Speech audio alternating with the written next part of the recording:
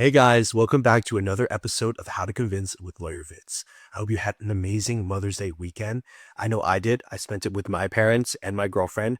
We got Chinese food like we always do for lunch, and it was just such a fun time. Like just sitting down, having conversation, and just getting to reflect on how I was raised. And it got me thinking that the reason why I am the way I am now is so much because of how my mom raised me. I'm an only child, and I was just so close to my mom in ways where I felt like she taught me things my dad just didn't.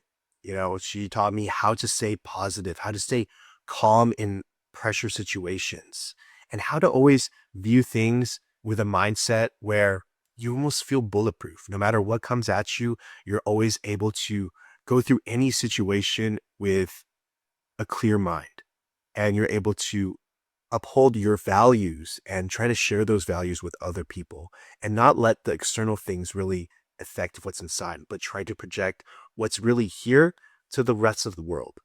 And I feel like who I am now as a lawyer, and even here on this podcast and the things I teach, is so much because of what my mom has taught me, which is why today I want to discuss our topic, which is how to respond to false accusations.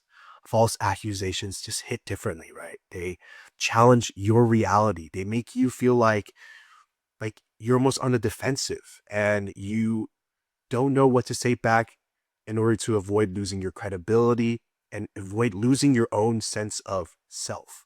And a lot of times we can spiral if we don't know what to say or how to say it. So this video is going to be my blueprint on how to respond to these false accusations, handling it like a lawyer, handling it in a way where you feel proud and you look back and you said, wow, I really did draw those boundaries tight, and it's going to make you look even stronger and even better than you ever have before. Okay, so let's break it down. Let's start with why staying calm is non-negotiable. When someone accuses you of something that you didn't do, your nervous system shuts down, right? You go into fight or flight mode and you either explode or you just start defending yourself to death. And both of those are traps. False accusers are looking for you to overreact. They want you to look guilty and say something you're going to regret, and you're not going to give them that. Instead, you're going to stay calm.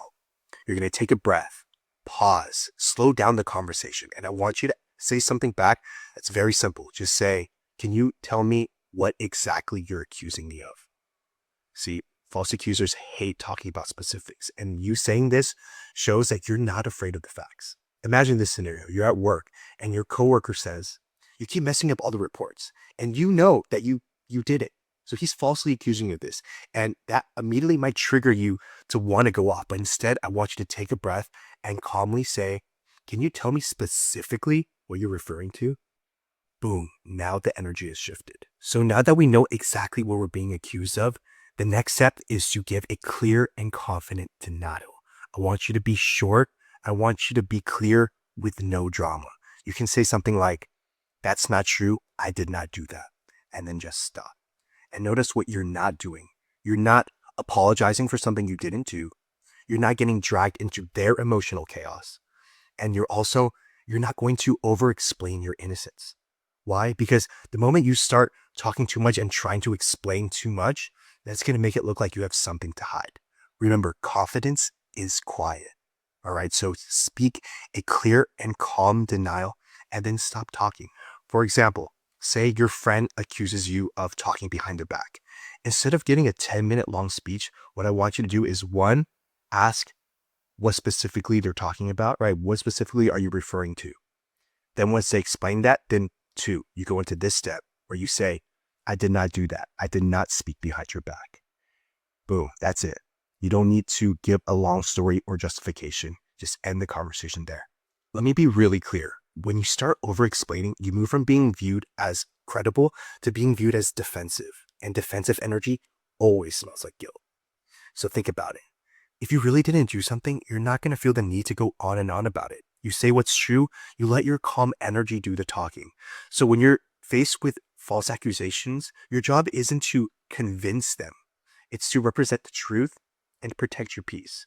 A good example of this is if you're faced with false accusations online Instead of feeding the trolls and fighting in the comments for hours, you just post one comment, one statement, and just keep it at that. But a key phrase to remember is that if they keep pushing and keep pushing, I want you to say, I've said what I needed to say. I am not repeating myself. So now we've already done step one, which is we found out exactly what they're accusing us of specifically. Two, we've given a clear and confident denial.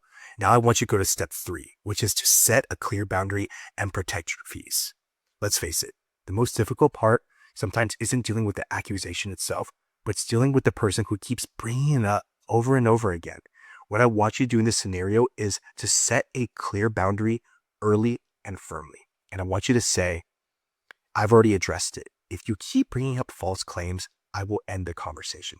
Or what you can say is, respectful conversations are welcome. False accusations are not. You're not just defending yourself, you're defending the standard of how you expect to be treated. And listen, you setting clear boundaries does not make you the bad guy. It makes you the person who values their own peace. Now on to the last step, which is to redirect or exit the conversation. Remember, there's a difference between staying calm and staying stuck. If somebody you're dealing with refuses to listen, refuses to move forward or be respectful, you have every right to exit the conversation. You're not being dramatic. You're being disciplined. You can say something simply as, this conversation is no longer productive, so I'm stepping away. Or simply, I'm done discussing this. And then actually walk away. You don't linger. Don't send 5 more texts, and you let your absence say everything that needs to be said. Remember, in life, sometimes the strongest response is no response at all. Before we wrap, I want to talk about how to protect yourself long-term from someone who's really trying to damage your reputation. 1, I want you to document everything. All texts, DMs, emails, anything that proves the truth. 2, avoid social media fights. All that public drama is only going to hurt you, not them. And 3, if serious enough, involve legal support. Sometimes a well-drafted cease and desist letter will stop the nonsense really quick. And 4, focus on your real reputation. Your character, your actions, your consistency speak much louder than one false claim. Remember, people who know you know you. People who believe lies without asking questions, they were never on your side to begin with. And I know false accusations feel personal, but they're not proof of who you are. They're proof of who they are. You stay calm. You speak clearly, you protect your peace. That is how you win. Not by defending every single lie. You stay grounded in the truth. Okay? So if you like this video, drop it a like, subscribe to the channel, and share it with a friend who needs it. This has been How to Convince with Lawyer Vince, and I'll see you same time next week.